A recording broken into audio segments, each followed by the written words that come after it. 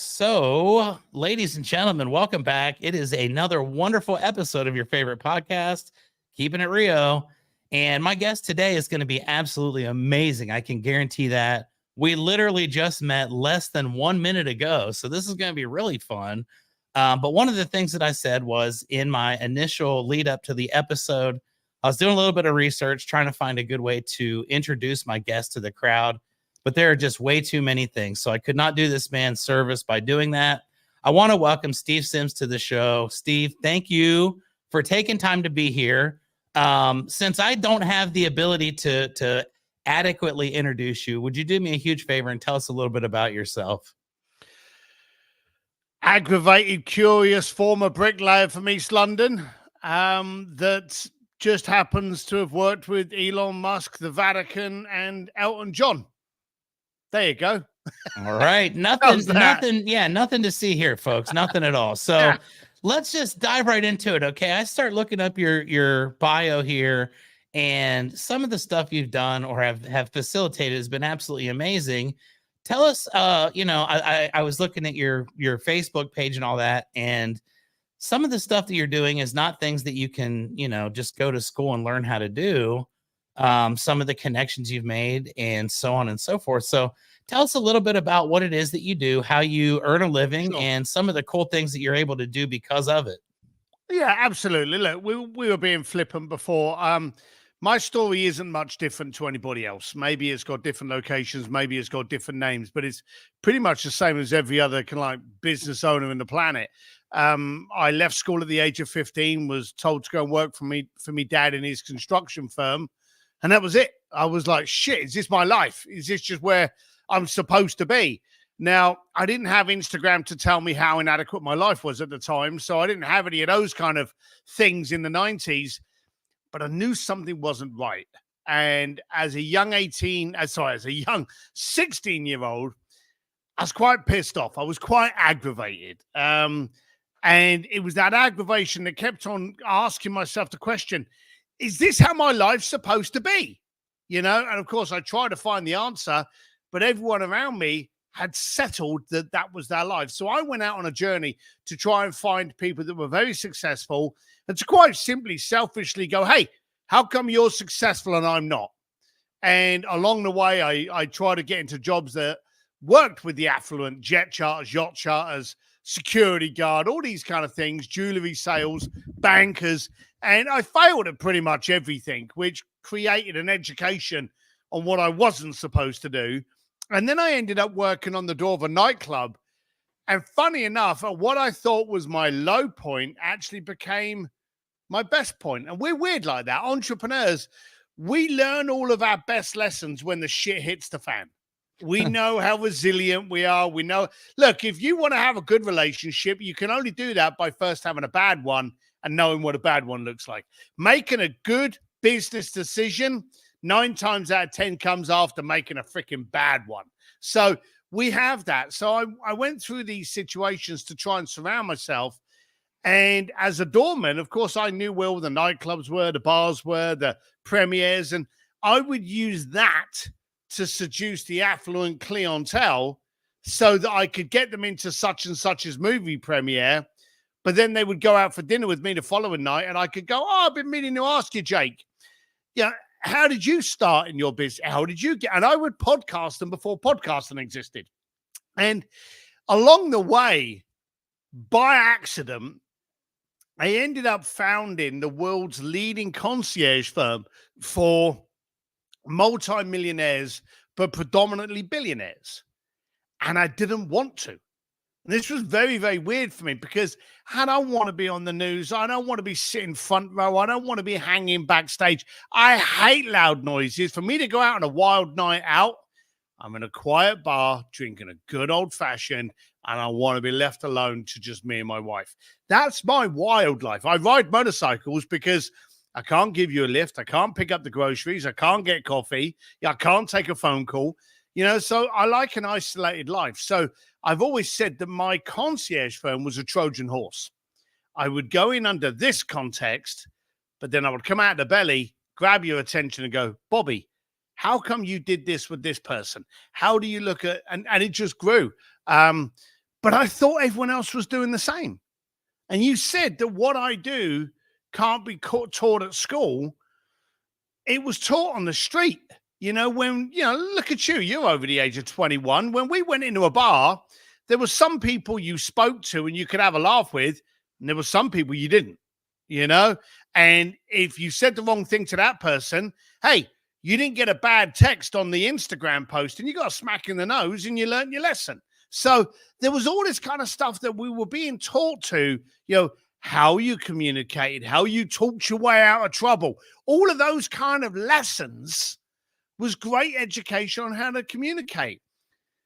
And then this thing came along called Friendster and MySpace and Facebook and Twitter and A Small World and LinkedIn and the other 500 plus, probably thousands since that invention. Most of them didn't work, but I heard the other week that there's over 500 social platforms in the planet at any one time, but most people only know about 7 of them, But the point is, when we bought a new car, got a new job, got a new motorbike, got a baby, we would phone up all of our mates. And I'm not trying to romanticize the past, but we would phone up our friends.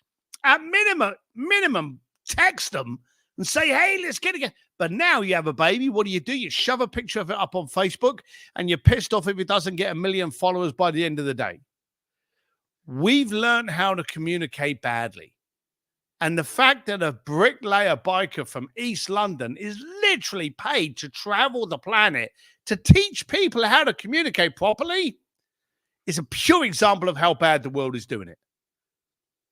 Well, I guess that's one way of looking at it. I'd look at it as this man right here is extraordinary and he understands, and you were put on this planet to teach. So that's amazing in itself. So I was looking at some of the things that you've done with your concierge service, and I guess, you kind of just touched on it. You got into it because you wanted to be around affluent people. You wanted to broaden your network, improve your network. But this is not something that you aspired to do. This is something that it sounds like you don't really want to do it at all. So what pulled you in the direction to commit to something so large as the world's first luxury concierge? And what ultimately is the goal for this business? And what are you looking to do? Something completely opposite of what you like. Well, the funny thing is, I started this in the early 90s when I was living in Hong Kong, and I tried to get a stockbroking job, and I lasted literally one day, and then I'm at a bar consoling myself, and there was an offer of working on the door, and I did. So that's how I got my job on the door. I really thought this was the low point of my life, but the weird thing was, there wasn't, back in the 90s, a concierge was something that was sitting in the corner of a hotel that would tell you, where the best restaurants were and how to get a taxi. It wasn't these lifestyle concierges that exist now, on your American Express Black Card or these private lifestyle memberships. It didn't exist then.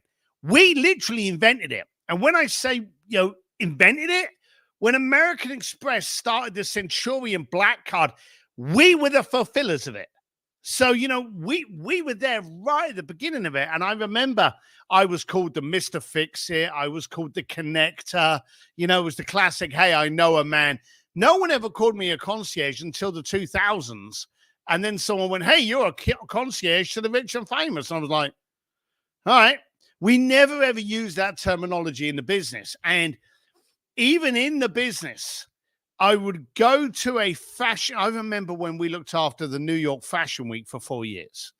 You want to meet arrogance, not only in the models, but in the people that are traveling the world that think that blue, shouldn't be near yellow. And it's like, what is going on here? It's weird. And of course, there's me who's never been out of a black t-shirt, at a fashion week, with all of the most important players in the world of fashion, thinking you've all lost your mind, but just because my client wanted to sit front row. So I never liked a lot of that. Really didn't like it. It would upset me. And I'd have to go and find a quiet bar, get a couple of old fashions in me just to kind of like, all right, I'm level keel again now. I can go home. That kind of thing. It really was quite upsetting seeing how the world really thought this stuff was important. But it was always because I wanted to have the conversation. So I was very, very choosy. I chose my clients, not their checkbook. So I'd have a client come to me and they'd be wealthy as sin. But if the guy was a prick or the girl never had anything that could help me, like the classic ones were lottery winners or kids that the parents had died and they had now inherited the money. I don't want to deal with you. What are you going to teach me about building a business? Fuck knows, your parents die and now you're rich. Whoa, you bought a scratch it card at a garage. Now you're rich. Jolly fuck for you. They couldn't help me.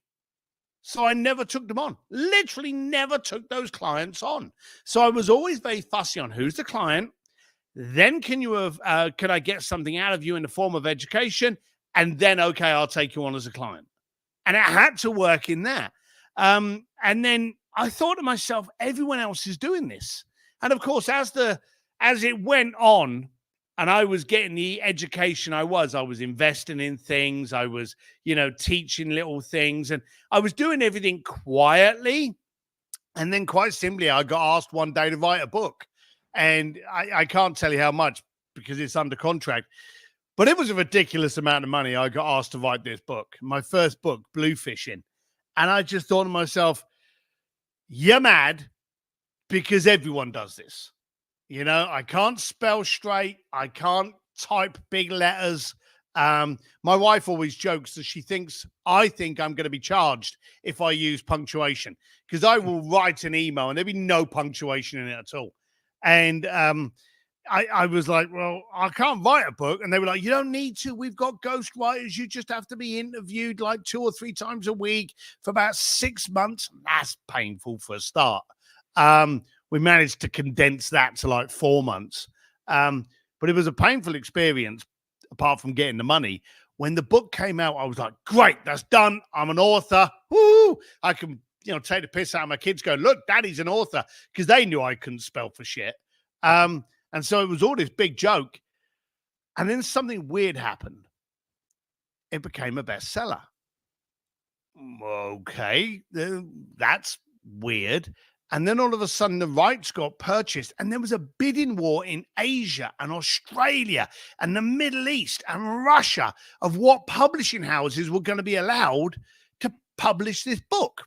And it suddenly started becoming a bestseller in Korea and Mandarin Chinese and Thailand and Pakistan. I'm like, you mad? This is simple stuff, But then I started getting asked to speak, teach, train, and coach. So at that time, I thought, okay, maybe I've learned enough. Maybe I can move on. So I sold the concierge firm. So that's actually gone now, and I don't have to do those events anymore. My wife used to go, I'll do anything if we don't have to go to another red carpet event in Hollywood. And that was quite fun, bribing her. But there you go. That's a whole new podcast. But we were both very happy not to have to do those things.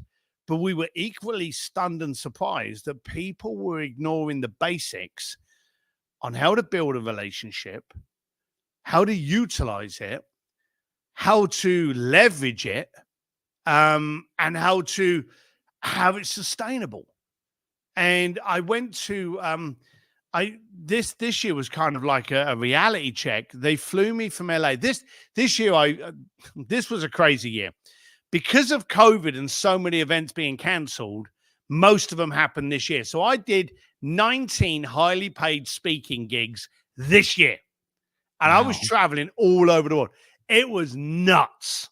But one of these gigs, I was flown by a translation and a customer service company to speak in Venice, Italy. And I just thought to myself, why would you need me to speak in Venice, Italy to your international offices about how to communicate? You're a communications company. What can I teach? And then when I was just talking to them, I realized that, again, they were missing the basics. Human interaction, showing your care, showing up, bringing value to the table was all like new stuff to them. And I'm like, you're missing the whole point of what communication is when someone is interested in somebody else and that other person is equally interested in what you've got to say. Can't get any more complicated than that. I guess it can. Some people don't understand the concept. So let me just to add one more bit to my rant. Yes, in sir. Today's society, we will spend $10,000 for a program that means that we don't have to do it rather than doing it ourselves for free. And that's the weird kind of world that we're in now. Boy, you just hit the nail on the head, my friend. And that is so true. You know, there are certain things in life that there's not going to ever be a magic pill. You're not going to be able to, you know, I always look at people who, my parents were both, they had weight loss surgery.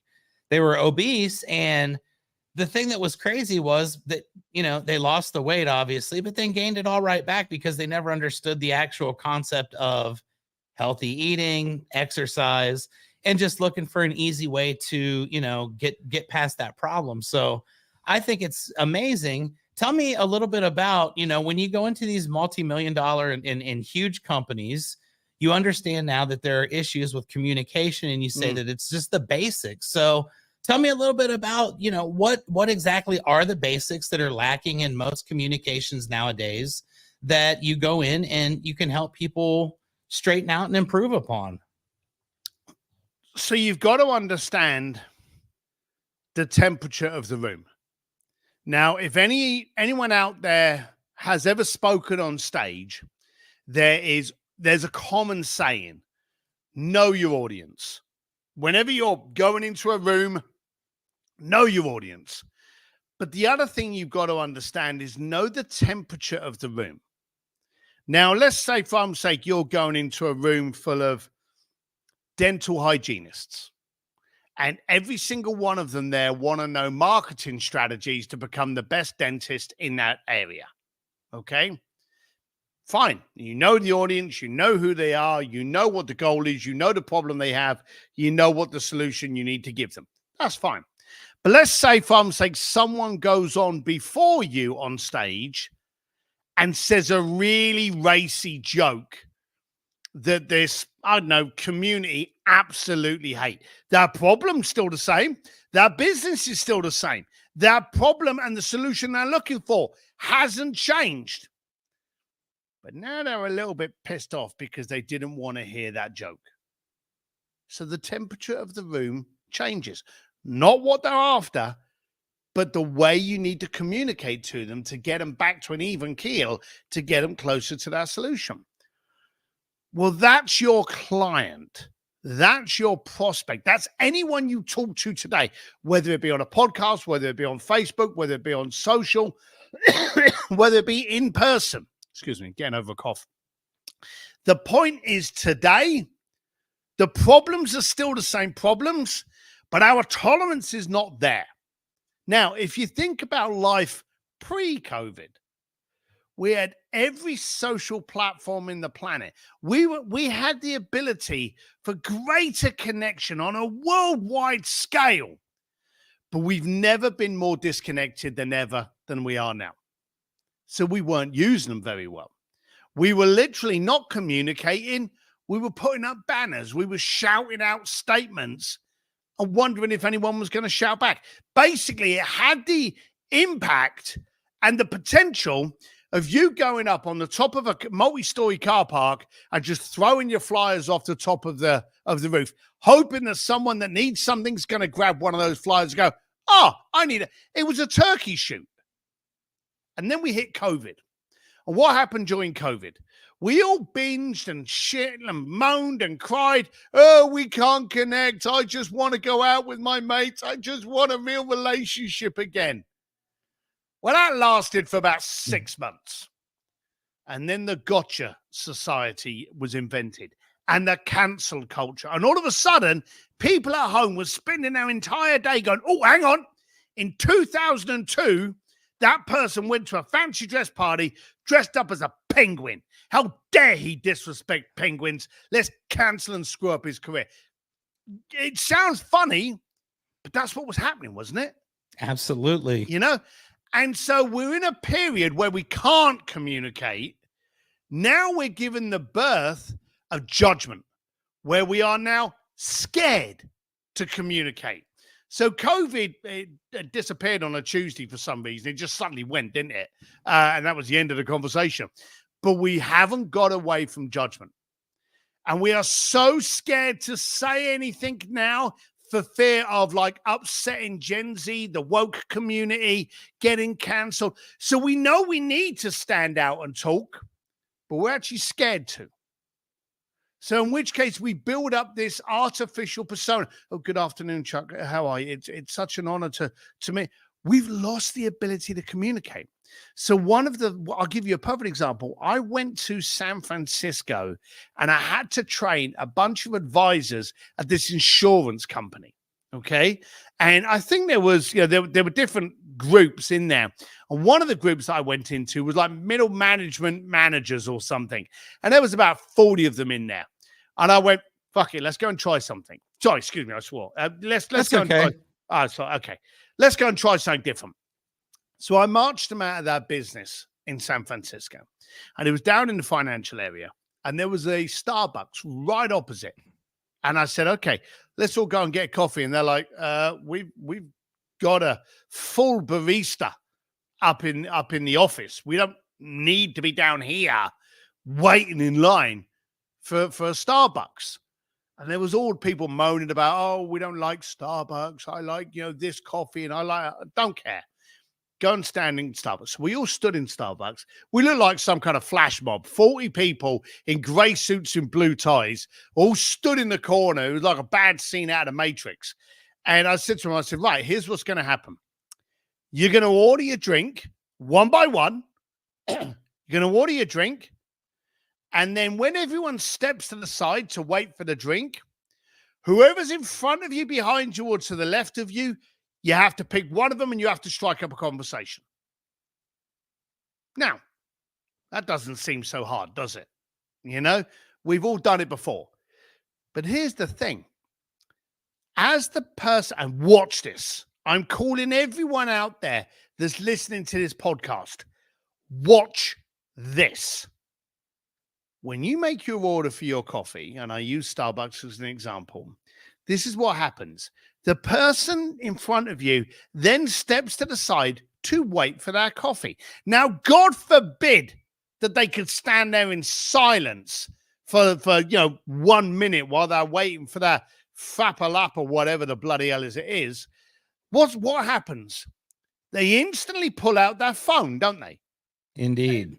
Absolutely, they've got to be on their phone because sure as shit, they can't be doing nothing for 1 minute. How dare they? I have to see what's in Instagram. I have to see. But they don't pull it out with one hand. They pull it out with two. And they do this. And they start looking at that phone and they start finger punching and, that texting and stuff like this. But here's the thing, Chuck. If I remove my phone, look at where my knuckles are. When you take the phone out of someone's hands, you've got your elbows in and your fists are up. You're ready. You're in a fighting stance without you realizing it.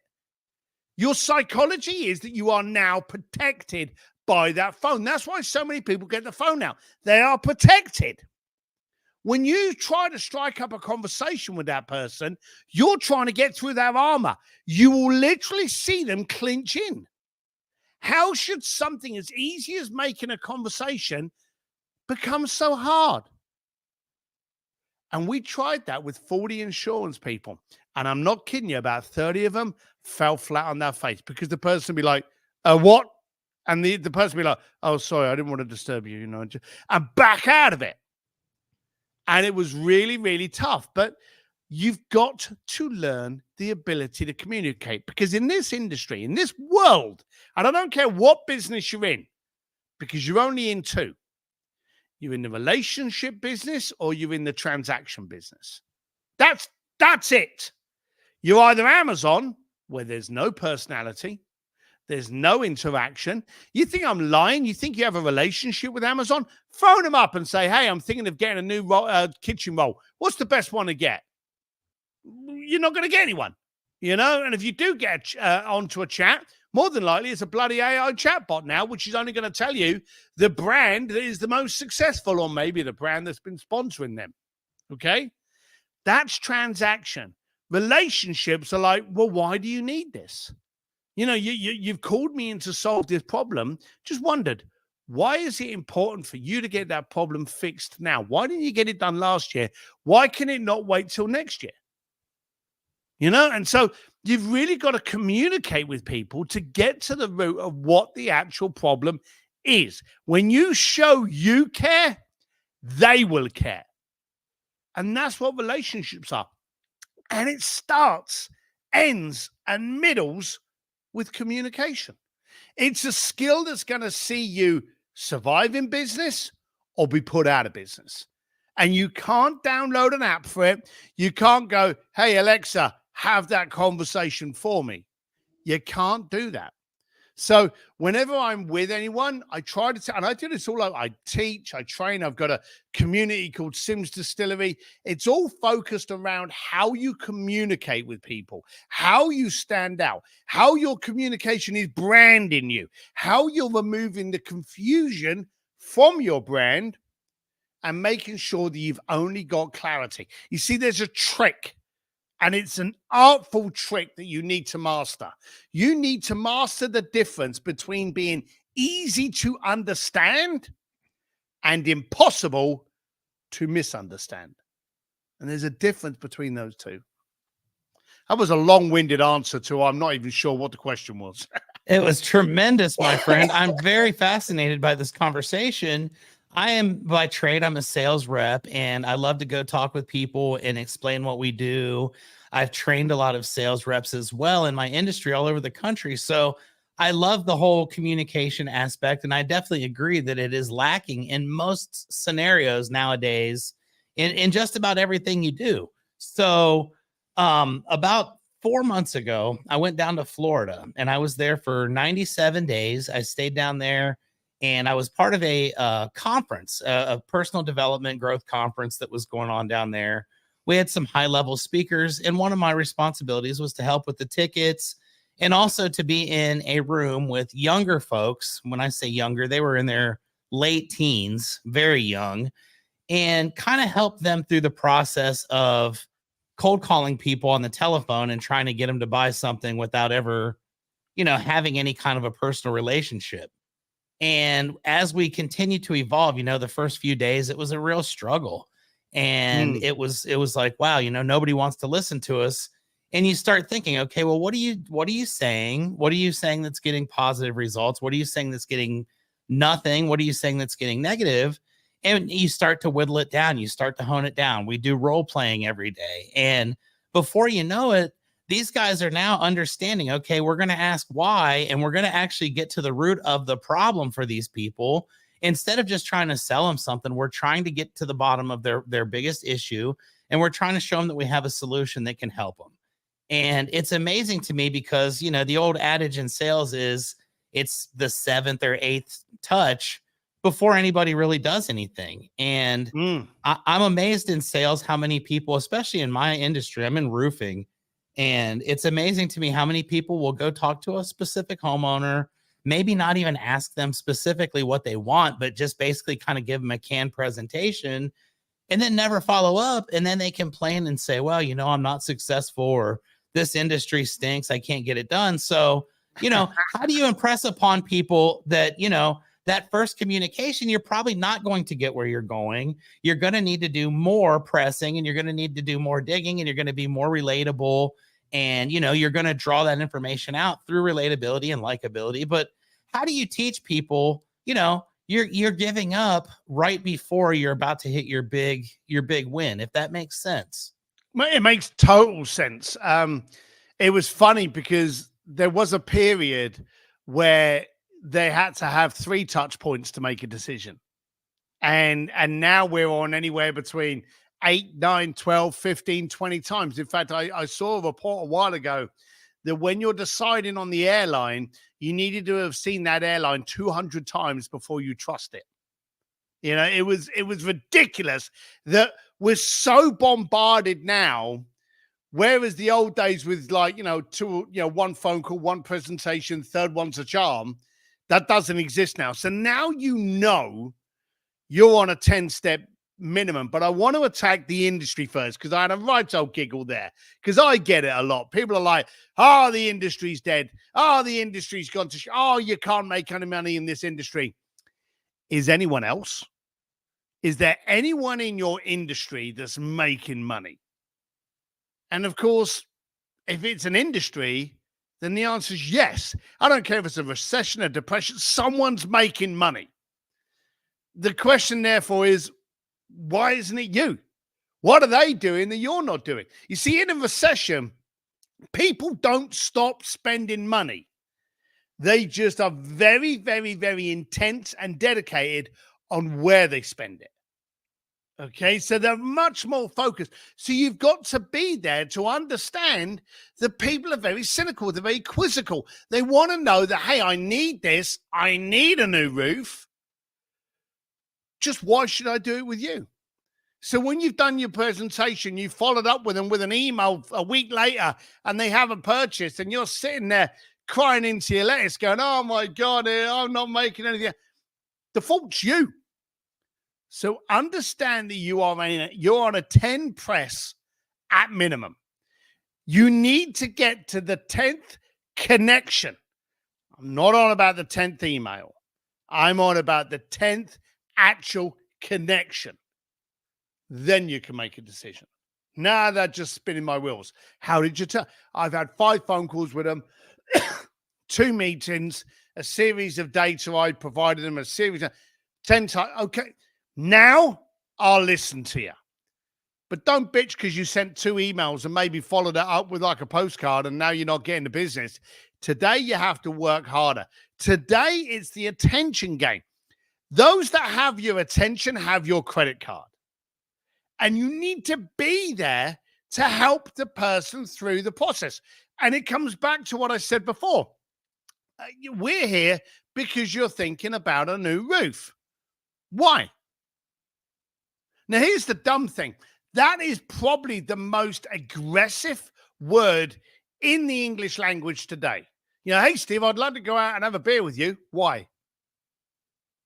And just shut. It literally knocks people back. But it's how I respond when people connect with me. They go, oh, Steve, I'm in LA. I'd love to take you for dinner. Why? And then I'll get one of 2 responses. One response I'll get is, well, you're arrogant. I heard you were cool. There, and they go off on one. Okay, I get a lot of hate from that. Okay. Oh, yeah. Makes me giggle. And then I'll get the other one going, great question. I've got this project and I'd like you to be involved. And at that point in time, I can go, okay, I've now got the information. Yes, I'll meet up with you. Or, hey, this isn't a project for me. You need to speak to Bobby. He's going to be better tuned for you. And I can actually make that direction based on knowing the information. So why is really, really good. But it also shows you care. Hey, Chuck, I know we're looking at a roof at the moment, but I want to know, why are you looking now? And then shut up. And they will tell you, well, I've had this. Was that problem here last year? Yeah. Why didn't you go ahead and replace the roof last year? Oh, yeah. Do you want to be in the same situation next year? Yeah. And just start asking questions. But why is a very good question to get to the actual core point. Oh, I'm just considering it. Did you have that problem last year? No. It's all fine. No, I haven't got it. Look, we know we've got time wasters. You're not going to close everyone. But by challenging them with the why and asking direct, crystal clear questions, you can actually identify very, very quickly if this is a real person. And if it's a real person, then it's just your job to bring it home. It's that simple, folks. I mean, that's how I teach it when I teach sales. It's really that easy. You have to qualify it. You have to make sure that you're not just spinning your wheels. And unfortunately, the adverse thing to not doing enough communicating is people that communicate a little too much and they devalue themselves through that process as well. I know some people who, I try to do a minimum 7 of 8 follow-ups when I do my calls. And I always feel like, okay, and you've just pushed me to a new number. It's going to be 10 now. I always feel like, okay, if I can't get them after 7 or 8, and I'm just being completely honest right here, oh, I'm not going to get them.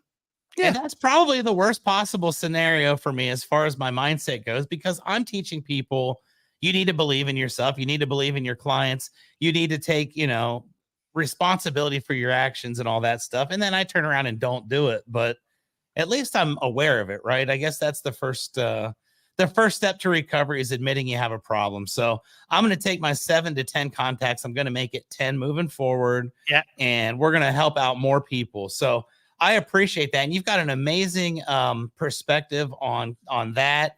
I think that is $1 million gold nugget that you just gave here. So I hope everybody that's watching appreciates it.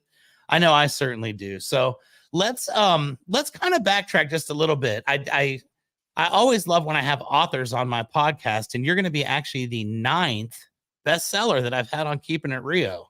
This is going to be 135th episode, and I've had 9 bestsellers. I always ask, and you kind of touched upon it a little bit, and it was a little different than some of my other folks have done.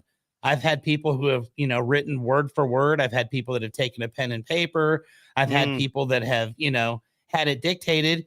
You just kind of said that your process was more, because you're like me. I could write a book as long as someone else is writing it for me, and it would be awesome. But you probably couldn't read it if I was writing it, because it would be, kind of confused. So the process that you did writing your first book, and obviously there are more than one, so we'll talk a little bit about that as well. But that process, you said you were able to pare it down to 4 months. Yeah. Tell me exactly how that looks. When you're writing a book, okay, you've got the idea in your head, you know what you want to do. How does it look when you're transcribing this to a ghostwriter? You're trying to explain your vision in a way that makes perfect sense. And when it was finished, were you completely satisfied that it did meet the vision that was in your head for your book when you started? Those are some fantastic questions. So let's go in reverse. There's the classic statement, your art is never done. So I released a book that I was proud of. Could I have added to it for the rest of my life? Every month could have given you a new lesson, but it was good to release, to make change. And it's like the artist that never finishes a painting. There's got to be a point where you go, okay, I'm done for now,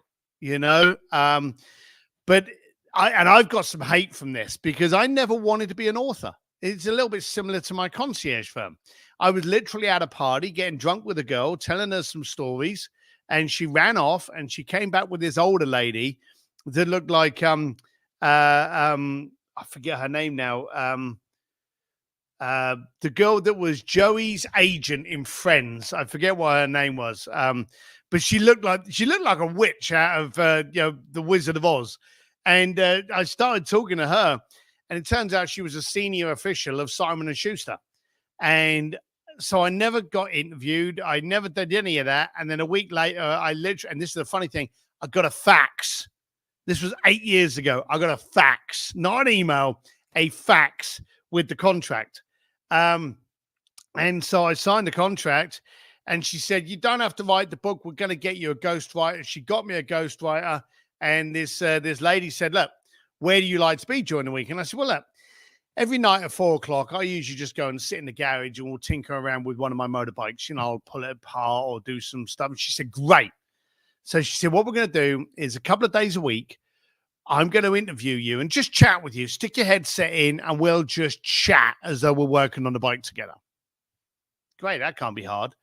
And then we chatted for probably about a month. She wrote a couple of chapters. The chapters got sent to me. I gave them to my wife and I went, read those. Let me know if it's me. And she came back and she went, no, there's words in here that you couldn't even say, let alone spell. This is not for you. So we thought, shit, I'm not going to be able to do this book. So we flew from LA all the way back to New York. And I walked into her office. And she's like, very friendly. She's like, what do you want? And I went, look, this is going to sound a bit funny, but I think I've got to give you your money back. And she's like, why? I said, well, I've had this ghostwriter writing these books and they've written the chapters and we've read 2 chapters and it's just not me. It doesn't sound like me. If anyone read the book and they met me, there'd be a disconnect. It's not me. And she turned around and she said, we made a mistake. And I said, and I thought the mistake was taking me on to do the book. And I went, yeah, well, no worries, no worries. I didn't want to give her the money back. I got paid very well for this book, but hey, I didn't want to let someone down. So she said, we made a mistake. She said, we shouldn't have got you a ghostwriter. And I'm like, yeah, no, it's, and I obviously can't write a book. So she said, we should have got you a translator. I said, do what? And she said, we needed to have got you a translator, not a ghostwriter, but a translator, someone that can hear you, understand you, and translate you onto paper that someone else will understand. You need a translator, not a ghostwriter. She said, we'll get it sorted. Have a safe flight home. And she kicked me out. I was like, shit. And I said to my wife, they're going to get me a translator now. And then they got me a different person who said, we're going to talk twice a week, same thing while you're working on a motorbike. They rewrote the chapters. They sent me the chapters and it was fantastic. They really had got my voice. But I said to them, and this is the thing about entrepreneurs, I don't care if you love eating steak at 6 o'clock on a Tuesday night. If I tell you that every Tuesday at 6 o'clock, you can only eat steak, it ain't going to be long before you freaking hate steak. Okay. So this was starting to piss me off that twice a week. Now, bear in mind, every day I'm in the garage now, in my studio, and I'm looking up, I've got like 18 motorcycles, I love being in here. But if you told me I had to be in here every single day, sooner or later, the entrepreneur in me would fight against that regime. So I felt it happening. So I said, look, I'm not going to be able to keep this up for 6 months. She said, fine, we'll do it 3 times a week. So we added an extra day and managed to get it pumped out in 4 months. And then they would just send chapters. My wife would read it. And then it eventually ended up being a book, got released. And I thought, great. And that's when it became a bestseller and just went crazy. Yeah, so you became a worldwide phenomenon off of that. You were just about ready to give the money back and say, this isn't my deal. Yep. That's a huge sign right there of, a guy who's got morals. You didn't want to put out something that wasn't going to be a direct representation of yourself. Correct. And you were willing to give the money back. So I definitely respect that.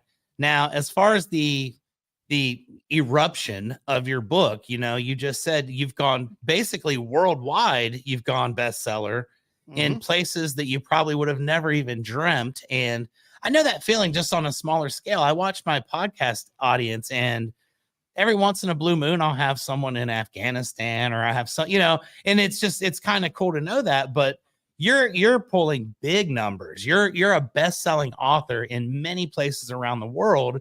And it's a huge surprise to you, obviously, because, that wasn't really expectation. I'm sure you were just trying to write a book because it sounded fun. So tell me about the phenomenon now. Okay. You become a worldwide bestseller. With that, there comes some responsibilities, I'm sure. Yeah. Promotions and things of that nature. So tell me what life looks like now as a world-renowned best-selling author who literally is selling in, every corner of the world. And, what does that look like? That's crazy to me. So I got an email this morning, and it was funny because me and my wife, because I've written a second book, and my first book came out like 8 years ago, Bluefishing, The Art of Making Things Happen. And, excuse me. And me and Claire were chatting the other day, and we were like, I wonder how it's done. Because in today's world, if you sell 5,000 books or 10,000 books in today's market, that's really good. 10,000 books, that's pretty good, And so I knew I had done just over that, and I'm thinking 15, 18,000, something like that. And we were thinking we were just under 20,000 books sold. And then this morning I get an email, and it was from Simon & Schuster. And they said, hey, we're going for a 12th run. And I said, well, what's a 12th run? And they said, well, you sell out all your books and then you print some more and you sell those out and you print some more. He said, we're going for our 12th print. And I said, well, how many is in a print? And she said, well, this is just your paperback. And of course, I've done hardback, I've done paperback, and I've done audio. Okay. And the hardback is done really, really well. And I said, so how many reprints do you do for a paperback? And she said, well, for the numbers, she said, it's just under 20,000. And I quickly did the math. Hang on. You're doing your 12th run and the runs are just under 20,000. She said, no, the first run we did was only like about 5,000. She said, but the second run was we popped up. And I'm adding it up. And that's just in the US, the reruns, not the other places, because those publishing houses take after themselves. Someone said to me once, it's like raising a tiger as a baby that loves you. And then you feed it, you nurture it, it never bites you, it loves you. But then one day when it's a full beast, you open up the front door and you kick it out. And it rages havoc, turning up in people's houses, biting them.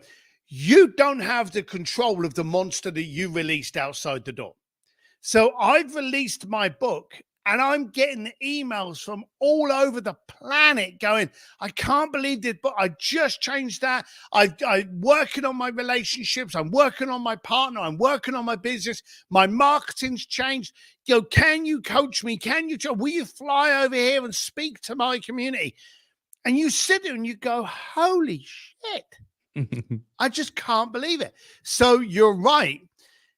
Writing the book is step one. I remember a friend of mine, Jay Abraham, he said to me when I was looking at writing the book, looking at going under contract for the book, hadn't written anything, didn't have a title, had nothing. But I just wanted to go down and have a beer with him because that guy's written 18 books. And I went down there and at the door, I remember this. He opens up the door. And as I'm just about to walk in, he said, before you do, are you ready for what this book will do to you?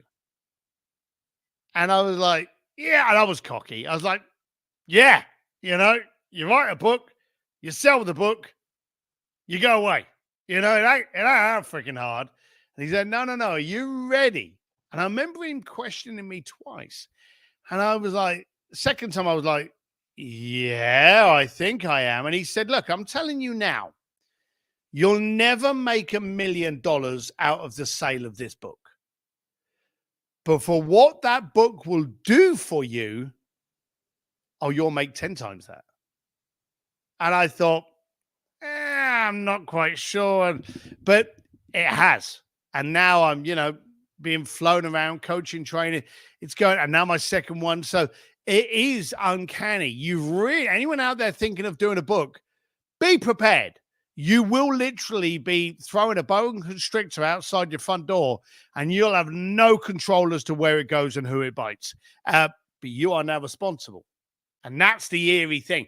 People contact you going, you said this in here. Oh, and you mentioned that. And, what did you mean by that? And you get this communication coming at you from all over the planet. It's crazy. It's a beautiful thing, though. I'll tell you what, life is crazy and sometimes stuff just happens and there's a reason for it. You put something out that was valuable that people saw and you literally have affected people all over the world with it. So congratulations on that. What an amazing story. I always like to keep these podcast episodes around an hour. I might go a couple minutes over if it's okay, because I got a few other things. I do want to ask you about writing your second book. Yeah. The difference between the first book and the second book. And there you go. Your first book or your second book is out. Tell me the experience difference between the first one, which you had no expectations going in.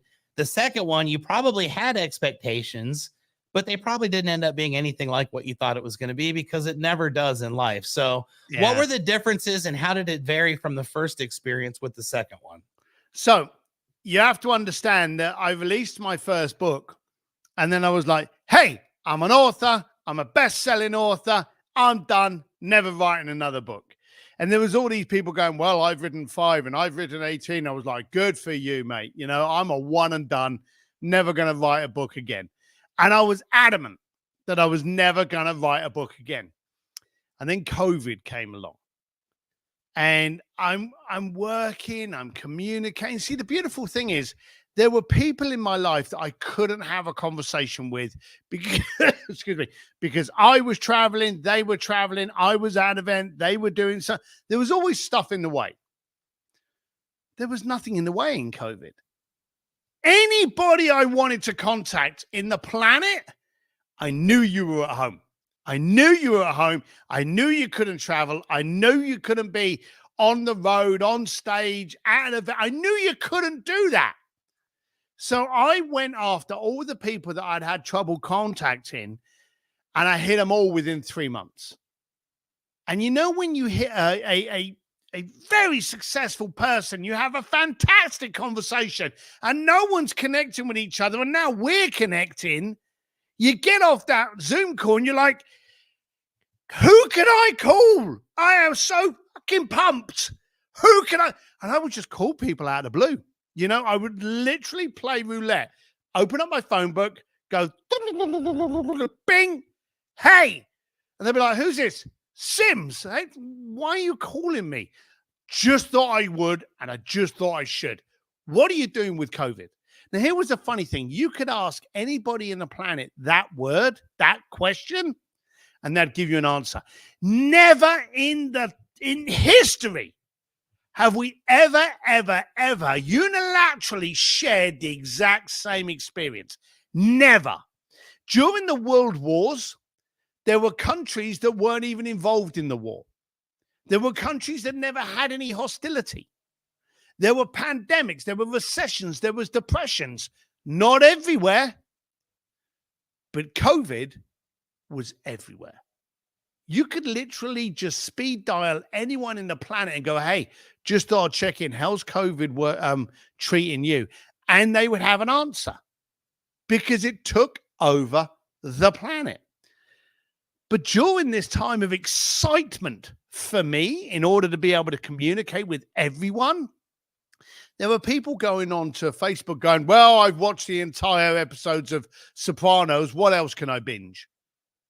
And I'm thinking, are you kidding? You want to waste your entire life, you know, when people are out there dying for a conversation, and all you've got to do is pick up this freaking phone and dial it to strengthen a relationship? So I started writing blogs, and I started writing articles, again, with no punctuation and very bad grammar. And I was getting quite violent. My family was like, Steve, you sound like you're pissed off. And I'm like, I am pissed off. We were already bad at communicating, and now this is coming along. And now it's being shown how freaking terrible. We may not recover from this. And as you know, there's a lot of people that won't even go back to work anymore. They want to work from home. They are terrified of that daily interaction. And there is something that's now a medical title, social hangover. It's people that go to a party, they communicate, they get home, and they're exhausted. Because if you don't use it, you lose it. And a lot of people are not communicating anymore. And a lot of the youth have got their eyes down below, looking in the screen. They're not looking up, and they're not seeing the world. And that is devastating. So I was getting very angry, started writing blogs and articles. And then someone said to me, yeah, you've been doing this for like 6 months, because of course we all thought COVID was going to last 6 months. Ended up lasting like 2.5 years. So before the end of 1 year, I had written a lot of this stuff. And I was just curious. Was it the time we were in? Or was it the fact that we've always had these problems? The people have always been that narrow-minded. They've always been that stupid to avoid a relationship because it was too hard, you know? Or is it just today's? So I went back in time. I found out that there were people that actually used to march against Henry Ford because the cars couldn't go through the woods and the horses could. Yeah, that was their excuse for the march. You know, don't make cars because cars can't go through the woods. My Neddy can, you know. The Candle Society, and this sounds like it's made up. The Candle Society of London protested against Edison because the light bulb was dangerous.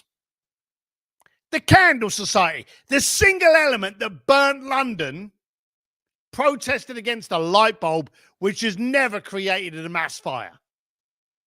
It was ridiculous. So I started kind of like getting all this info, and I thought, all right, I got time. I'm going to write a book. And I phoned up the ghostwriter that I'd first had with Bluefish. And I said, can you help me out? And they went, send me what you got. And we started to write a book. And we went through it. And it was now a second chapter. Of course, you can buy this book. You don't have to read Bluefishing first. But it really identifies why we're going wrong in the ability of relationships. Also, where we're going wrong on our goals. A lot of people say you've got to have goals. Absolutely. But you've got to have the right goals. You don't want a 6-foot person having a goal of being 5'11". You've got to have appropriate goals. And goals are there to be dreamt of.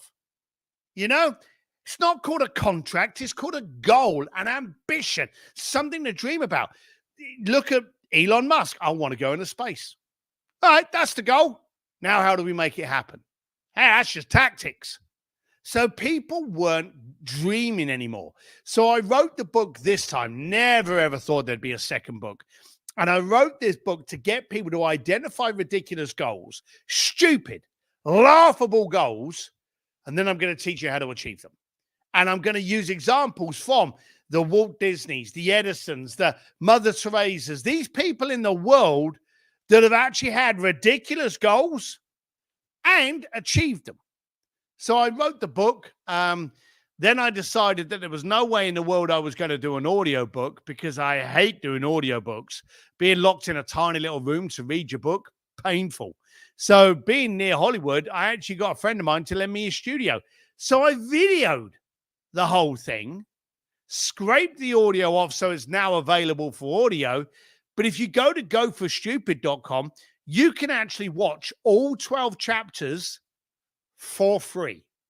We want to give the book away. We want people to start doing something. In a pretty fucked up world, we're at a chance now where we can change it, where we can actually refocus on what we should be paying attention to, what matters, and get better at those things.